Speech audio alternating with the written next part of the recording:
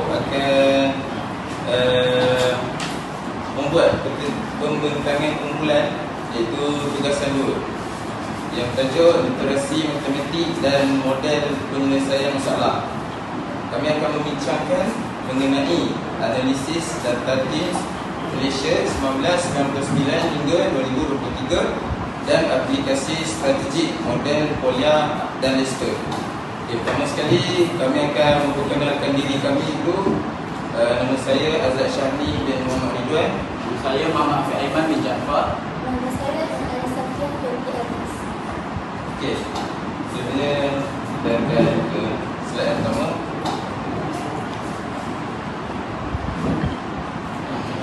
Okey, jadi kita mulakan dengan pengenalan TIMSS. Jadi apa itu TIMSS? TIMSS atau Trends in International Mathematics and Science Studies.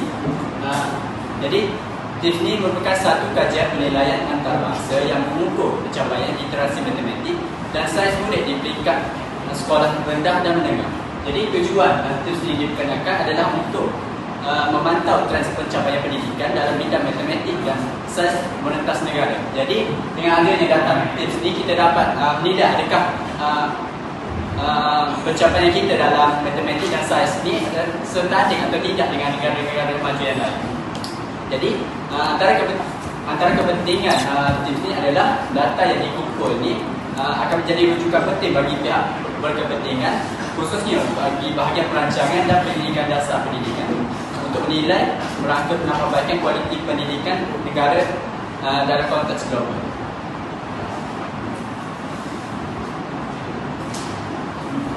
Okey, seterusnya kita tengok data pencapaian TIMSS pada tahun 1999 sehingga 2023. Okey, kita tengok di sini pada tahun 1999 protes skor matematik ialah 519. Direkodkan sebagai tahap yang paling tinggi. Tahap tinggi. Dan diikuti dengan 2003 pada 508 mengalami penurunan sebanyak 11, dan pada tahun seterusnya 2007 474 mengalami penurunan lagi sebanyak 34, dan pada tahun 2011 440 dia mengalami pada tahap yang paling terendah, dan pada tahun 2015 dia mengalami peningkatan sebanyak 465 iaitu sebanyak 25, dan tahun 2019 peningkatan penurunan balik turun sebanyak 4, dan pada tahun terakhir 2023 dia mengalami penurunan yang paling banyak iaitu sebanyak 50. Okey. Daripada data yang kita perolehi iaitu data pencapaian TIMSS ni, kita boleh ukur dua benda, iaitu ukuran kecenderungan memusat dan ukuran serakat. Dalam ukuran kecenderungan memusat ni kita ada mean iaitu rata, median dan juga mode. Lepas tu dalam ukuran serakat pula kita ada julat dan sisihan jawab. Jadi bagi ukuran kecenderungan memusat pencapaian TIMSS Malaysia, seperti yang kita lihat, bagi ukuran pertama iaitu mean atau purata. Purata ni adalah nilai purata. Jadi cara kita menilai purata ni adalah dengan menambahkan semua nilai purata skor matematik dan dibahagikan dengan jumlah nilai. Kita tambahkan dengan purata skor matematik dari tahun 1999 hingga tahun 2003, dan kita akan dapat 519 tambah 508 tambah 474 tambah 440 tambah 465 tambah 461 dan tambah 411, dan kita bahagikan dengan jumlah dengan bilangan data daripada skor TIMSS tersebut iaitu 7, dan kita akan dapat sebanyak 468.29. Bagi median pula, median adalah nilai yang berada di tengah-tengah apabila data ini disusun dalam urutan menaik atau menurun.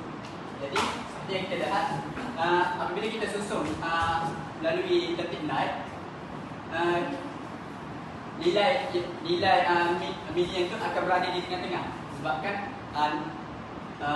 bilangan data ini adalah nombor genap. Jadi mediannya akan berada di tengah-tengah, 3 dari kanan dan 3 dari kiri, dan kita akan dapat 465. Dan yang terakhir adalah mode. Mode di sini tiada kerana tiada data yang berulang. Jadi bagi interpretasi trend, laporan TIPS 2023 menunjukkan penurunan pencapaian matematik yang ketara. Ataupun skor 411 berada jauh di bawah nilai min 468.29 dan median 465 dalam jarak pencapaian Malaysia.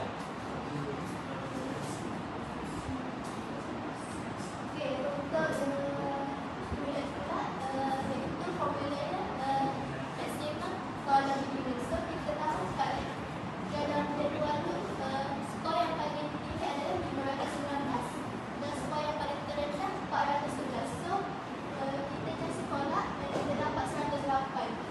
So untuk sisi hampir awal juga mungkin fasa 2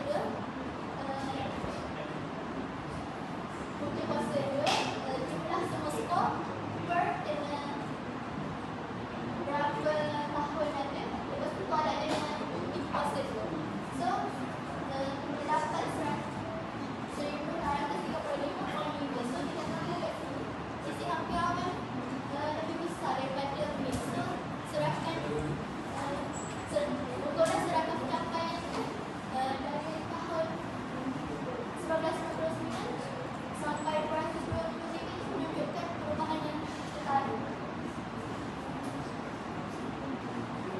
Okay, seterusnya kita akan menganalisis graf, beberapa graf trend skor matematik. Okey, pertama sekali kita ada graf garis yang lebih memudahkan kita untuk melihat maklumat-maklumat tadi. Kita lihat pada tahun 1999 dia berada di tahap tertinggi dan mengalami penurunan sedikit demi sedikit, dan pada tahun 2015 mengalami penurunan dan mengalami peningkatan semula, dan pada tahun 2023 merupakan tahap trend yang paling rendah pada tahun 2023. Okey, seterusnya ke graf bar dan graf kotak. Graf kotak kita boleh hasilkan daripada min yang kita cari sebentar tadi, median dan juga minimum, maksimum, minimum dan maksimum sebentar tadi. Okey, seterusnya kita akan kepada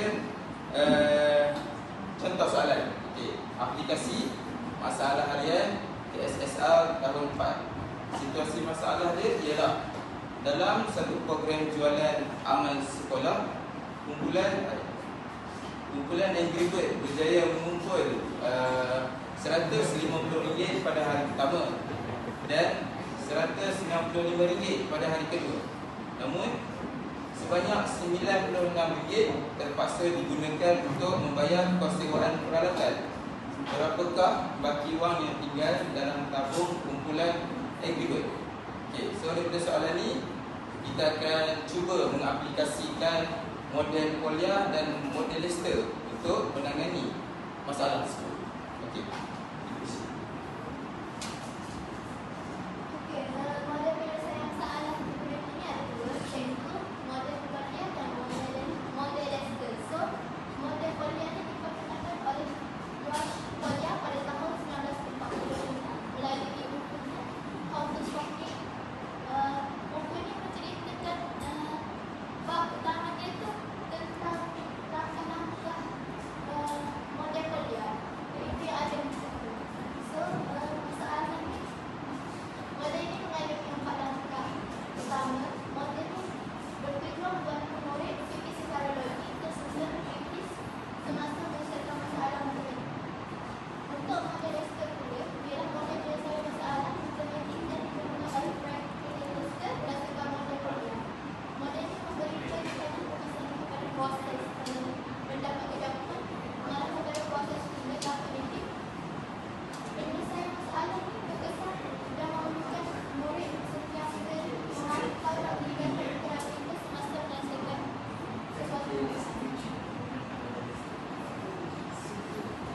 akan teruskan melalui penyelesaian masalah menggunakan model pertama iaitu model Folia. Jadi kita akan ulang pada soalan kita. Dalam suatu program jualan amal di sekolah, kumpulan Agribot berjaya mengumpul RM150 pada hari pertama dan RM165 pada hari kedua. Namun sebanyak RM96 terpaksa digunakan untuk membayar kos sewaan peralatan. Jadi berapakah baki wang yang tinggal dalam tahap kumpulan Agribot? Jadi model Folia ini ada 4 langkah penyelesaian, iaitu langkah pertama memahami masalah, langkah kedua merancang penyelesaian, langkah ketiga melaksanakan rancangan, dan langkah keempat menyemak semula. Jadi untuk langkah pertama memahami masalah. Jadi daripada soalan itu kita dapat beberapa maklumat, iaitu kutipan pada hari pertama adalah RM150, kutipan hari kedua RM165 dan kos sewaan peralatan sebanyak RM96. Jadi apakah yang soalan yang ditanya kepada kita? Jadi soalan yang ditanya, berapakah baki wang yang tinggal dalam tabung kumpulan Agribot? Jadi untuk langkah kedua iaitu merancang penyelesaian, kita perlu membuat strategi bagaimanakah kita nak menyelesaikan masalah tersebut. Jadi langkah pertama adalah kita jumlahkan dulu kutipan jualan tersebut, iaitu kita tambahkan dulu kutipan hari pertama dan kutipan hari kedua. Dan langkah kedua adalah kita tolakkan terus jumlah kutipan itu dengan kos sewaan. Dan langkah ketiga adalah melaksanakan rancangan. Jadi daripada soalan kita dapat kutipan hari pertama untuk jumlah kutipan hari pertama 150 dan kutipan hari kedua 165. Jadi kita tambah, kita akan dapat RM315. Jadi selepas itu kita akan kira pula baki wang selepas kos sewaan peralatan itu sebanyak RM96. Jadi kita tolak saja RM315 tolak RM96 dan kita akan dapat RM219. Dan langkah terakhir ataupun langkah keempat adalah menyemak semula. Jadi kita hanya perlu tambah dua benda. Kita buat strategi yang berbeza, iaitu kita tambah baki wang terakhir itu dengan sewa peralatan dan kita akan dapat jumlah kutipan asal iaitu RM315. Jadi jawapan akhir adalah baki wang yang tinggal dalam tabung kumpulan Agribot ialah RM219.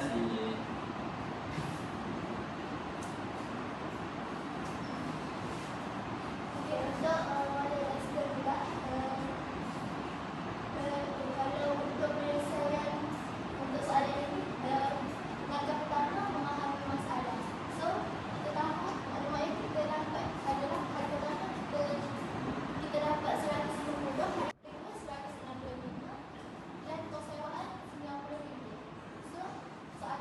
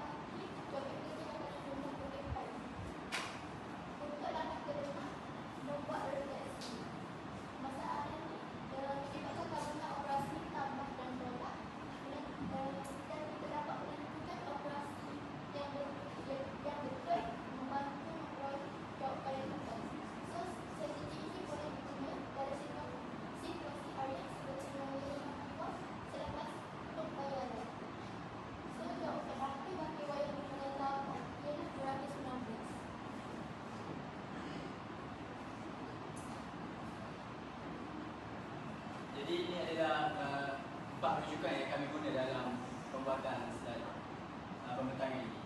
Dan itu sahaja daripada kumpulan kami. Sekian, terima kasih.